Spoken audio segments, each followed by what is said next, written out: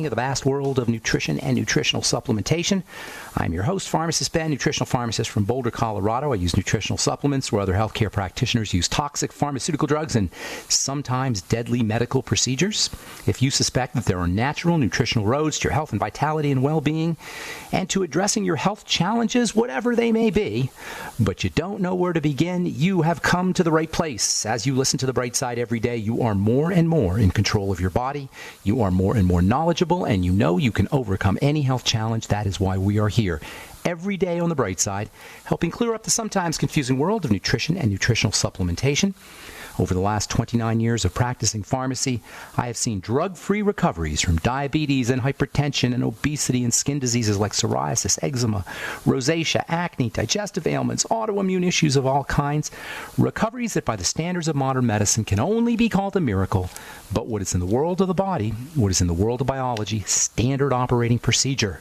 Because the human biological system is a healing system. It's a regenerating system. It is designed divinely to heal and renew itself on a moment-to-moment basis. And while some folks may call that healing, renewing, regenerating system a miracle, it really is just the way the body works. If you have questions about health and nutrition or prescription drugs, we are here for you. Yes, I know it's tough out there. I know if you're sick, I know if you're dealing with a health challenge or a loved one is dealing with a health challenge, it can be tough. But we're here to help you. 844-236-6010 is our number. 844-236-6010 is our number. We can do this thing together. If you have questions about health, nutrition, prescription drugs, you want to wean yourself off your meds and get on a good nutritional supplement program, we can help you. 844-236-6010 is our number. If you want to purchase any of the longevity products you hear on the program, advertised in the program, or recommended on the program, you can call the Brightside Ben phone team at 866-735-2470, 866-735-2470. Or you can head over to my website, brightsideben.com, criticalhealthnews.com, or pharmacistben.com. You can purchase products right off the website. You can also sign up to join the Brightside Ben team right off the website for a one-time $25 fee. You can earn thank you checks helping move the longevity products. They actually move themselves, especially the Beyond Tangy Tangerine. You can earn yourself some money, or you can get your products at the wholesale price if that's all you desire to do. And if you want to purchase any of our Truth Skin Health products, including our Retinol 5% gel, if you're dealing with dark spots, hyperpigmentation, wrinkles, or you don't want to be dealing with wrinkles, fine lines, if you have acne or a child who has acne, Retinol 5% is the way to go, especially with vitamin C, no preservative, no fragrances, no fillers, no wax, Retinol 5% gel, as well as our Truth Serum, Truth Balm, and Truth Omega-6 Healing Cream. You can find out all about the products at truthtreatments.com, truthtreatments.com. I also have a blog, a skin health blog at truthtreatments.com. Also, my Facebook page, The Truth with Ben. If you head over there and you like the page, you'll get posts. We post on there once a week or so, once every couple of weeks. The Truth with Ben, that's my Truth Facebook page.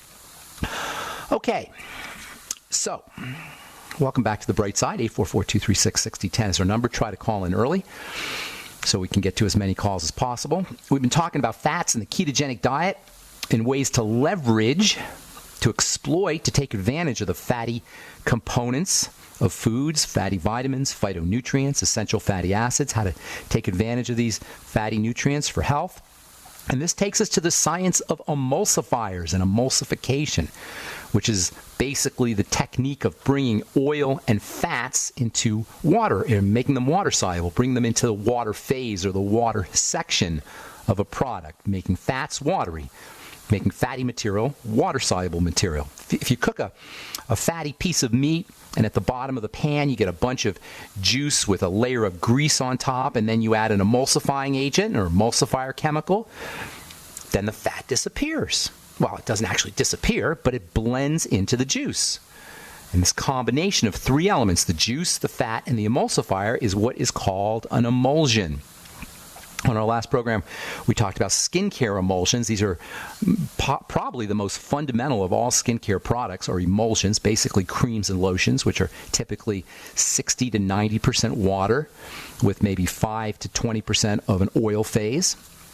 So you got an emulsion, is a cream or lotion is an emulsion that's made up of water, oil, and an emulsifying agent. Just three things, basically, or three types of things. 60 to 90% water, 5 to 20% oil, and maybe 3 or 4% of an emulsifying agent. If you look at an ingredient deck, and we should all be ingredient deck readers on our foods and on our skin health products, skincare products, you always want to read ingredient decks on. If you're going to be interfacing or interacting with any products, you'll want to know what you're interacting with. For the life of me, I can't figure out why we don't read ingredient decks. I have some really smart friends who just think nothing of taking a skin product and rubbing it on their face or rubbing it on their skin.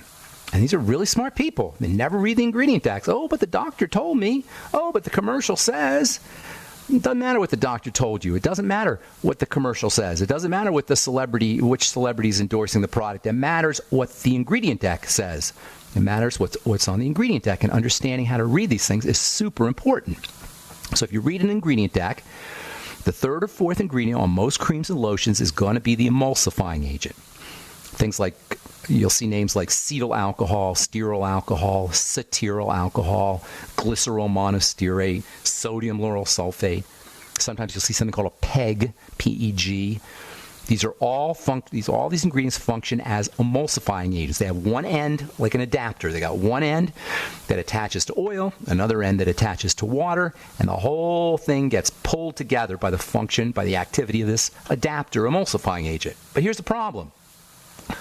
Emulsifying agents are active. They're doing something. They're aggressive. They're active chemicals. And next to the preservative and maybe the fragrance, the emulsifying agent is the most problematic ingredient in creams and lotions. It's an active ingredient. It's doing something. Not something for your skin, something for the product.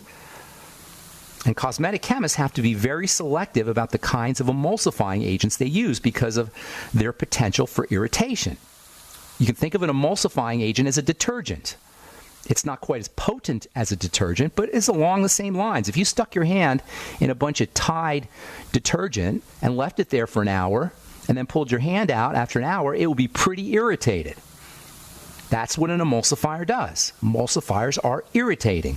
The action of pulling oil and water together requires chemistry. When it comes to the body, when it comes to the skin, which, it's part of the body, even though we sometimes forget that it's a part of the body, you gotta be careful with chemistry, particularly non-nutritional chemistry. Emulsion chemistry is very powerful chemistry. In the same way that the oil and water are pulled together in the cream and in the lotion, in the same way they're chemically manipulated and the emulsifying agent chemically manipulates the oil and the water, the same thing happens to our skin. That chemical manipulation that's taking place in the cream and the lotion is going to happen on your skin. And just like the oil and water get pulled together in the cream and in the lotion, the oil and water will get pulled together off of your skin. You got oil and water in your skin too. You got natural oil, you got natural water. Skin cells are made up of oil and water. And in the same way that an emulsifying agent will pull together oil and water in the cream or lotion, it'll do the same thing in your skin cells. And you don't want that. That's a disruption in skin chemistry that we don't want. That disruption in skin chemistry, that pulling together of oil and water on the skin, can get perceived as irritation, can get perceived as inflammation. And it's especially problematic for baby skin, or for sensitive skin, or for delicate skin, or fragile skin, or damaged skin.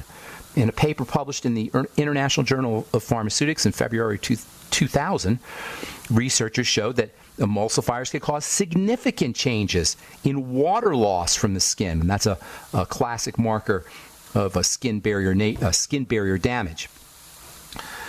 The problematic nature of emulsifiers is the reason why chemists can only use a tiny amount of emulsifiers, typically less than 3%. Somewhere around 3%, somewhere around between 2 and 4% of a product is going to be the emulsifying agent, and the choice of the emulsifying agent is probably the most important consideration in the creation of creams and lotions. The emulsifying agent has to be strong enough to pull the oil and water together in the product, but not strong enough that it's going to cause irritations. Keep in mind now, we're talking about ingredients that aren't for your skin. They're there for the products. They're there for the economics of the product, not for us, but for them. All right, I'm Pharmacist Ben. 844-236-6010 is our number. You're listening to The Bright Side on the Genesis Communication Network. We'll be back right after this. Okay, we We are back on the bright side. Got lines open for you. 844-236-6010 is our number on the bright side. 844-236-6010. If you want to purchase any of the longevity products you hear advertised or recommended on the program, please go over to my website, criticalhealthnews.com or pharmacistben.com. We got blog posts as well as videos at criticalhealthnews.com and also brightsideben.com or benfuchsarchives.com.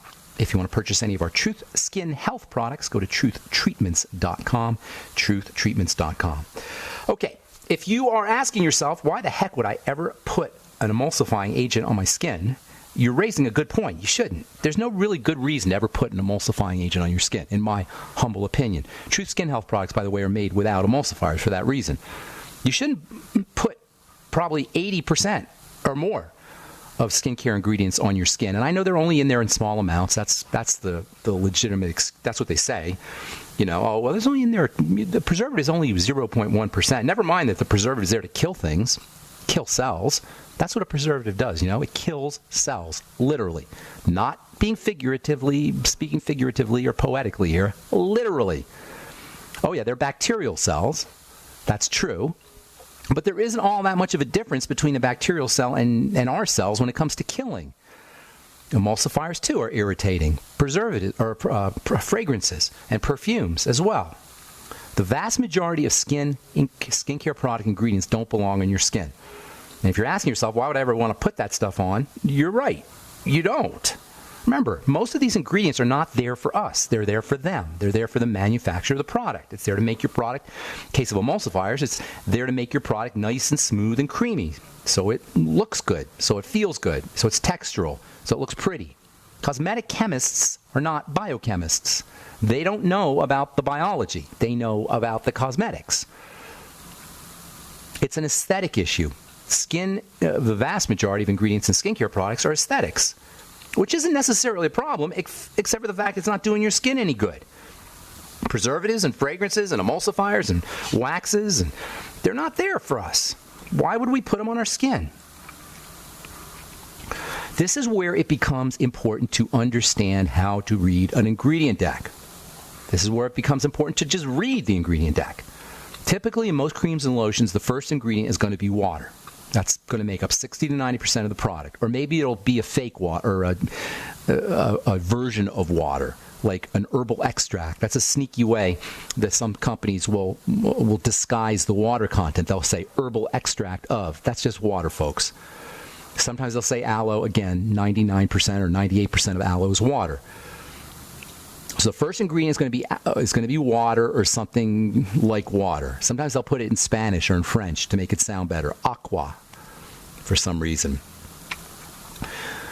Then the next ingredient is going to be like an oil or propylene glycol or glycerin. That's kind of going to have a softening effect on the skin. And then the next 2 or 3 ingredients will be waxes and a thickener and then an emulsifier. And folks, that's about 96% of your cream and lotion right there. Water or fake water, propylene glycol, oil, glycerin, and then a wax and a thickener, and then an emulsifier, and that's your skincare product. And it doesn't matter how expensive it is, how much you paid for it. It doesn't matter who the celebrity is who endorsed it, who the doctor was who told you to use it. 95 to 96% of your skincare, your cream or lotion, is just those 5 or 6 ingredients. And the same stuff that you're spending $200 for at your department store is it's basically the same thing that you're paying $10 for at Walgreens or at the drugstore. After that, after your 4 or 5 ingredients or 6 ingredients maybe that make up 95 to 96% of the product, then you got a bunch of fancy buzzword names that, you know, people think mean something. Shea butter maybe, cocoa butter, maybe some herbs or a little smattering of peptides or vitamins. And then at the very end of the ingredient deck, you'll see your preservative. First, you'll see your fragrance, and then your preservative. Sometimes they'll put several preservatives in there. Typically, the fragrance will be in there. It's like 0.2%, and then the preservatives anywhere from 0.1 to 2, 0.2, or maybe 0.3 or 0.4%.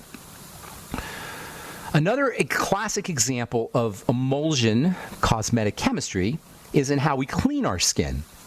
Cleansing products or emulsifying agents, basically.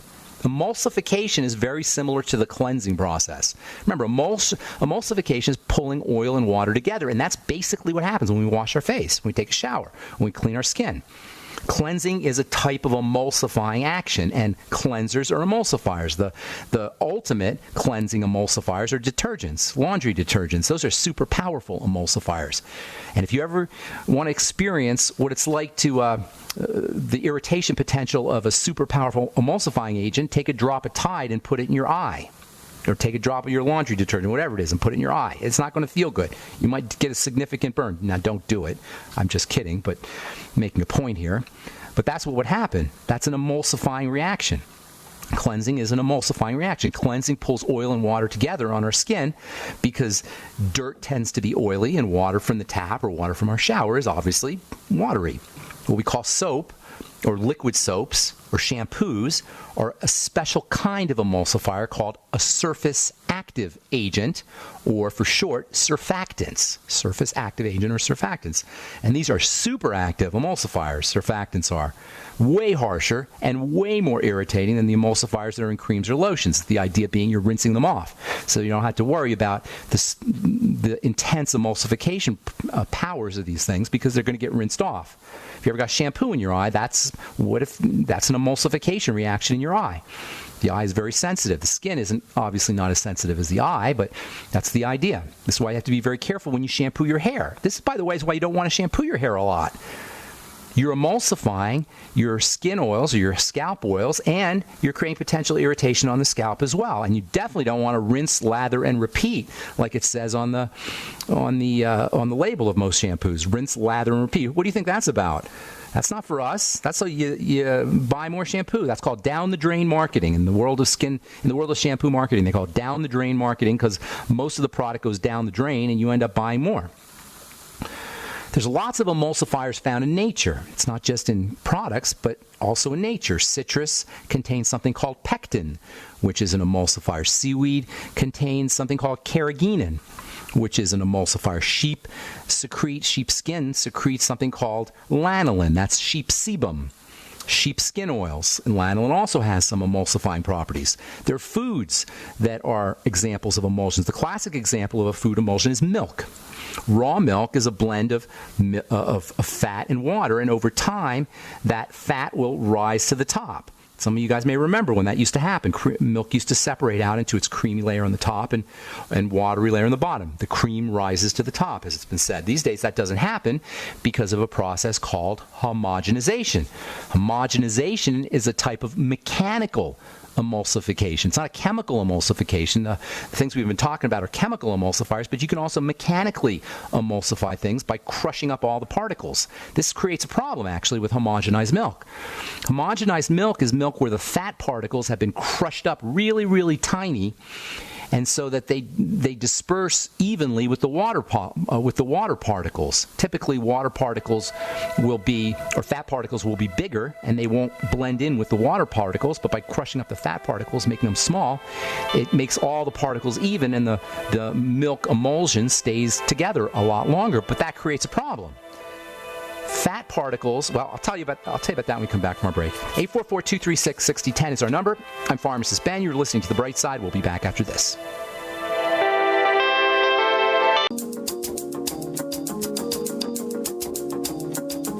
On The Bright Side, I'm Pharmacist Ben. We're on the air Monday through Friday, 8 to 9 Pacific, 10 to 11 Central Time, 24/7 on our archive page at brightsideben.com.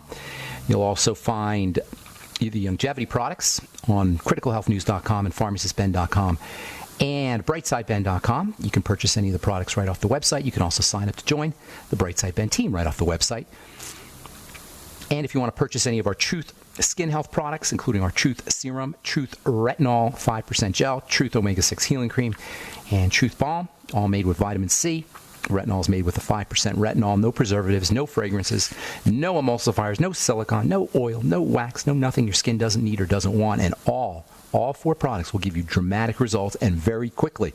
Within 1 or 2 days, you're going to notice dramatic results. And that's the mark of an effective skincare product. You know, talking about ingredient decks, and certainly reading an ingredient deck is important, but the ultimate test on how effective a skin health product is what it's doing for your skin. Or what does your skin look like when you stop using the product? With a good skin health product, you'll be able to use the product and notice results in a couple of days. And long-lasting results that last even when you stop using the product. And results that begin to go away, results that begin to diminish over the course of time as you stop using the product. You want to look for changes in your skin. That's how the best way to assess the value of a skin health product. On the other hand, we don't always have a week or 2 weeks to make an assessment on a product, so read the ingredient deck. See what you're paying for. Are you paying for 96% water or 90% water? Are you paying for wax and thickener and emulsifying agents and preservatives and fragrances? Why would we do that? Aside from the fact they're not good for our skin, why would we pay for them? So we're talking about milk before we went to break, and if you're on hold, hang tight, we'll get to you in a moment. 844-236-6010 is our number.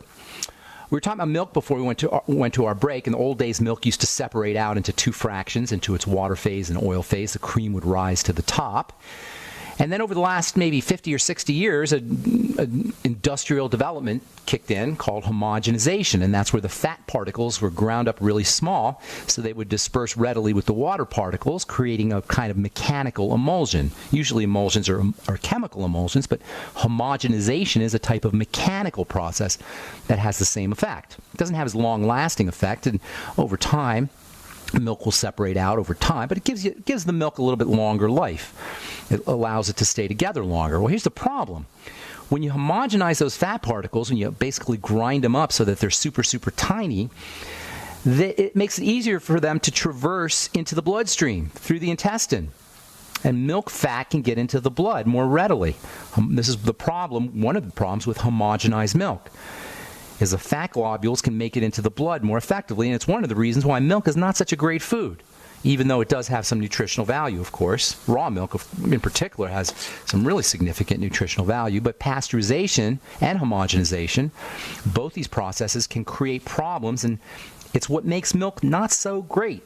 In essence, milk doesn't really do a body good. Even though, yes, there is calcium and protein and phosphorus and other nutrients in milk, certainly. But a lot of the nutrients are destroyed by the pasteurization process, which is a super high heat process. And the fat particles that get homogenized can create problems as well. Okay, tomorrow we'll continue talking a little bit about emulsion chemistry. Then we'll talk about one of the all-time great emulsifying agents that's super important for your heart and for your brain and for your nervous system. And it makes a heck of a good skincare product emulsifier as well. 844-236-6010 is our number. Let's go to New Jersey. What's up, Lee? How you doing, buddy? Ben. Lee, what's going on, Lee? How you doing, man? How are you? I'm doing good. Thanks for calling the bright side. Great. I feel like I speak to you more off air than on air. But anyways, we're buddies, Lee. I'm assembling my resume for you. I'm still want to be your intern. Okay. As soon as I take interns, you'll be at the top of the list. I'm going to keep making my pitch because you're going to bring back the apprenticeship. I appreciate that. Yes. Ben, just a quick question about you always recommend taking digestive enzymes and apple cider vinegar and bile salts and lecithin and all these things to help absorb and digest the nutrients and fats. What about if I take probiotics? My probiotics with that, I like to take all supplements. Try to take them at one time. Would the apple cider vinegar negate any of the effects of the probiotics? No, shouldn't. You know, probiotics can withstand a certain amount of acid, and apple cider vinegar is not really all that acidic. It shouldn't be a problem taking them all together. I don't see an issue. What kind of probiotic are you using? I'm switching off. I was using Garden of Life. I know you're going to say bioluminitely. I like the Garden of Life stuff. Do you know Jordan Rubin? You have you heard of this guy, Jordan Rubin? Yes. He started the company Garden of Life. He's since sold it. But after he sold his company, he got involved with longevity, and he brought his probiotic wisdom, and I don't know if you know his story, but just for the listeners, if you know his story, I'll tell the listeners. Jordan is an absolute digestive system genius, and he healed himself of Crohn's disease very effectively. Really? Yeah. My sister has Crohn's disease. She doesn't have a large intestine. She got an ostomy bag. You should get a couple of his books. One's called The Maker's Diet, and another one he has... Oh, shoot, I forgot the name of it. His main book, and I forgot the name of it, but he has a picture of it on the top, on the cover, where you see his picture when he had Crohn's disease. He was like 20 years old or 21 years old, and he looked so sick. It breaks your heart. And then you see another picture of him after he healed himself using probiotics, He healed himself with no doctors, and he's this strapping young stud. He goes from this guy who looks like he's dying to a strapping young stud in the course of a year just by using probiotics. Healed himself completely, and he ended up writing a bunch of books. He started the company Garden of Life, which he sold, and now he formulates products for longevity, including one of the all-time great longevity products, which is the probiotic-enriched cheese. He actually breeds cattle now. I mean, he's just an amazing human being, and very spiritual guy. And you might want to just Google Jordan Rubin and get the Maker's Diet. And I just cannot remember the name of his first book, which I think is his best book, where he tells about his story. And if your sister has Crohn's disease, she should absolutely 100% read that book. Yeah, probably. I wish we could go back and before they cut out her large intestine. Oh, I'm sorry. That's a bummer. How old is your sister? Yeah, she's 29. Oh, that's 29. Tragic. How is she doing? She's coping with it very well. Good deal. She's incredibly strong. I guess that she's got a great spiritual nature, spiritual, mental. That's spiritual, mental, emotional, physical, right? SMEP, S-M-E-P. Is she on a probiotic supplement? She is not. She just started taking these isotonic supplements. Tell you what, Lee, why don't you send me your mailing address, and I'm going to give your sister, I'm going to send her some Biolumin Nightly Essence on me. I'll send her a present. Oh, wow, great. Thank you so much, Ben. Yes. Ben at KSCEO? Or Ben at KSCO. Send me your mailing address or her mailing address, either way, and I'll get you a bottle of the Biolumin Nightly Essence, which is now, by the way, called the Ultimate Nightly Essence, made with multiple strains of bacteria, lots of billion units, plus digestive enzymes, proteolytic enzymes, nattokinase for your heart, and something called C-Process. And by the way, I just did a video on probiotics. It'll be up on criticalhealthnews.com. It's a little short video on some of the neat things about probiotics, and there's lots of neat things. The gut's just coming out. The gut's the new thing now. Finally. Finally, right? But if you've been listening to Brightside, there's nothing new about it. All right, Lee, got to take a commercial. Thanks for calling, bro. Have a beautiful day, man. And you got to motivate, Ben. Take care. Take care, brother. Bye-bye. All right. If you're on hold, hang on. We'll get to you when we come back from our break. Got lines open for you. 844-236-6010 is our number. I'm Pharmacist Ben. You're listening to The Bright Side. We'll be back right after this.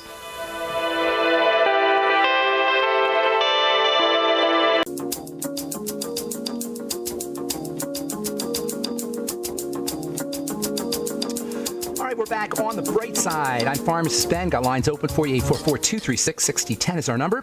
Hang on. I'll get to you just a sec if you're on hold. From the Journal of the American Geriatric Society, March edition, letter to the editor.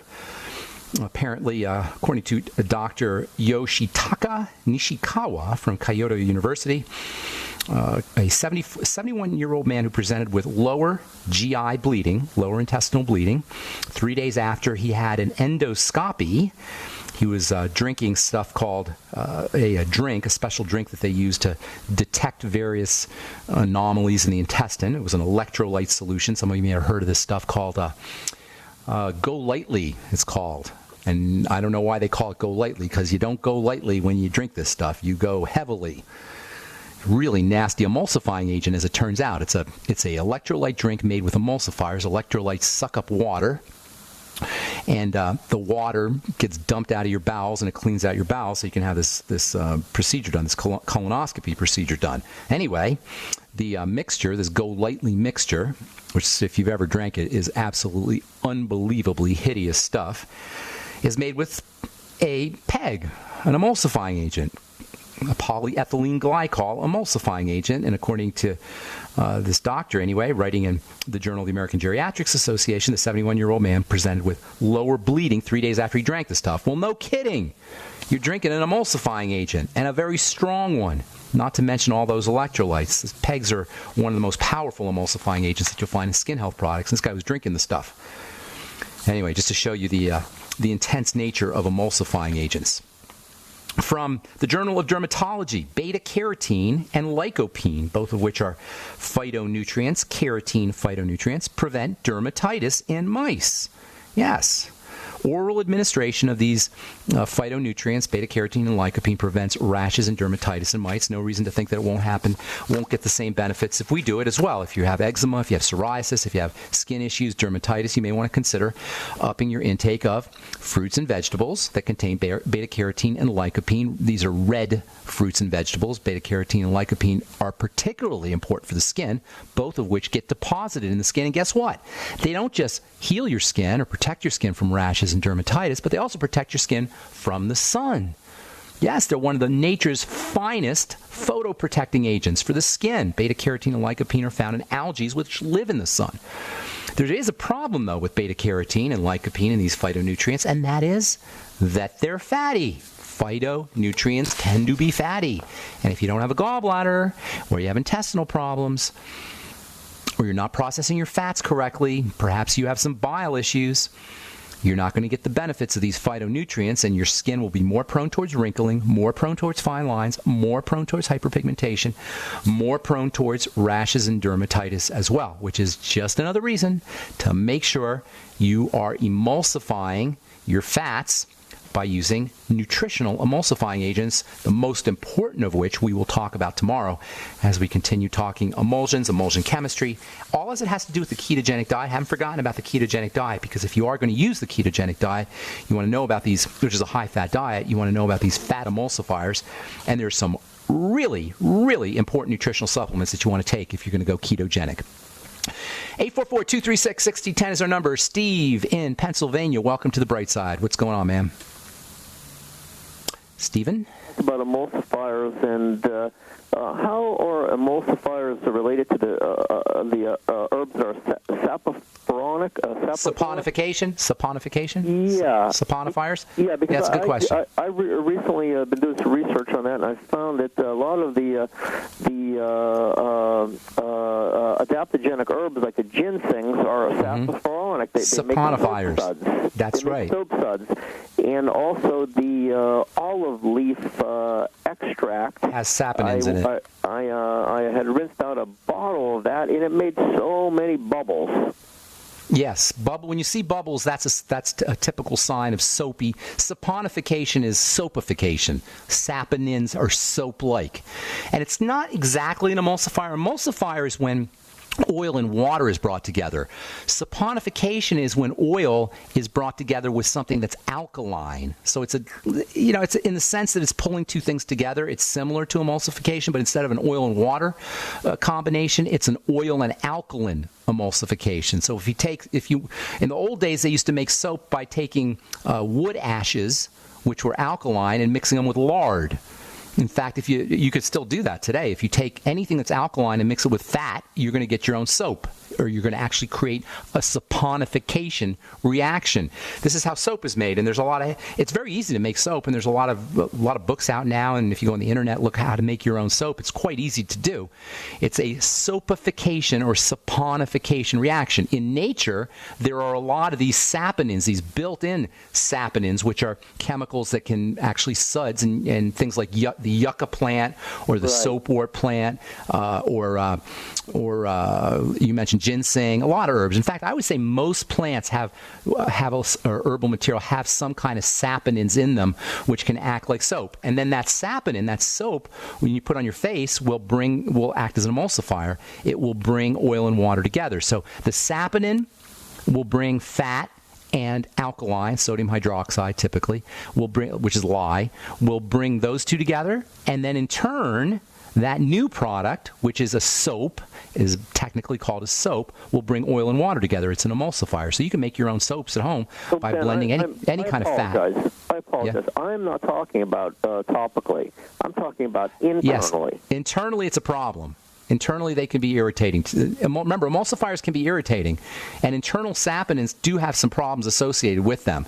Remember, the emulsification process, these saponins will have emulsifying properties. The emulsification process is something you got to be really careful with. It's an active kind of process, and internal saponins, they can create problems. Internal ingestion of saponins, they're surface active. They can act like a detergent inside your body. Yeah, I have a doctor friend of mine. He told me that is really, really bad problems with if you don't wash the dish soap or the That's right. clothing soap, he says it breaks something. I forgot what he told me, but I think he said it breaks the red blood cells apart and it causes major problems. Yeah, but on the other hand, the can clean things out. The yucca, my dad passed away, and I was trying to save him and help him. And the doctor told me I found the one doctor that would prescribe things for a feeding tube that you could put in a feeding tube. And I said, well, his kidneys are starting to fail, they said. And he said, oh, don't worry about it. Just give him this yucca extract, and all the kidneys will start to work again. Probably have a cleaning effect there. Maybe has a cleansing effect. Yeah, but saponins is what you make soap from. If you get the yucca plant, you rub that between your hands, it'll lather up the soap. Not really that great, but enough that you can get some cleansing power. Yeah, you can make your own cleansers with yucca. I've been trying to experiment with yucca for a long time, and also quinoa will do the same thing, and also soapwort, but they don't really suds that well. And you know what, Steve? People love suds. Have you ever noticed this? Everybody loves suds. When in the skincare business, if you make a cleanser that doesn't have suds, you're not going to sell as much as a highly sudsing one. We have this hypnotic conditioned idea that suds, the more something suds, the better the product is. As it turns out, it's the exact opposite. You don't want a lot of suds. If you can find a cleanser that doesn't suds, and we'll talk about how to make your own one tomorrow, that's the kind of cleanser you want. If you can clean without sudsing, that's going to be the most effective and the gentlest kind of cleanser. But people love suds. That's why I could never sell my yucca or my soapwort cleanser, because everybody wanted suds. But saponins can be a problem, absolutely. Yeah, I'm wondering what the common ground is between the adaptogenic herbs, the yucca, which is good for internally, and health. Well, I don't know if the adaptogens have anything to do with saponins. Adaptogens are really fascinating, though. I love the word adaptogen. It basically means that if your body's too hyper, it'll slow things down, and if your body's too hypo, it'll speed things up. It basically knows which way to go. And that's a kind of a cool idea. Adaptogenic herbs, and ginseng's the classic. Ashwagandha is another classic adaptogenic herbs. Adaptogenic herbs somehow know whether to upregulate if you need upregulating or downregulate if you need downregulating. Yeah, love that word. All the herbs that they call ginsengs, there are adaptogens. They're not really ginsengs, but they're so valuable they call them ginsengs. Yeah, that's true. There's only a couple of ginsengs, but a lot of herbs do get called ginsengs. Hey, I got to go, Steve. Thanks for your call, man. Brother. All right. Take care, brother. All right. That's all the time we have for today on The Bright Side. Thanks for listening. Check out my Truth Skin Health products at truthtreatments.com, and please sign up to join the Bright Side Ben team by calling 866-735-2470 for a one-time $25 fee. You can start a longevity business, and you and I together can help spread the word about the power and importance of a good nutritional supplement program. Have yourselves a beautiful, spectacular, awesome day, folks. We'll talk to y'all later. Bye for now.